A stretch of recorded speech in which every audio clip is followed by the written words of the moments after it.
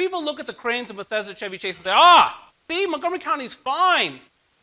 But if you look at the data, excluding the Bethesda Chevy Chase submarket, assessed value in the county has expanded only by 4.8% over the past year, for which you have decade. That translates into a compound annualized growth rate of 0.5%. That doesn't begin to even cover inflation, let alone the growing needs of this population.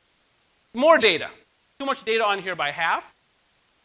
But you see the direct vacancy rates, or that first numeric column for Kensington, North Bethesda, so on and so forth.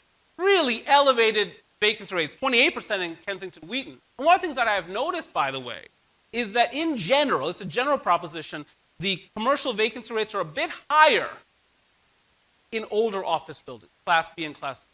Now, it doesn't necessarily have to be that way. It often is that way in many communities. But why is that? Well, you can understand, you say, oh, well, the Class A buildings are newer and they have more, technology and so on and so on. So, yeah, you know what the real reason is? It's a function of the fact that not enough companies are being created here. Because when I started my company back in 2004, we were stuck in an office building in East Baltimore. That's the best we could afford. Until 2012, we could move to downtown Baltimore. But it's that new startup that often occupies the Class B and Class C space because they can't afford the Class A space. That is effectively their incubator. But if you don't have business formation, guess what happens? Those spaces don't get filled up. So it is quite lovely to have Lockheed Martin and Marriott and so on and so forth, very prestigious employers.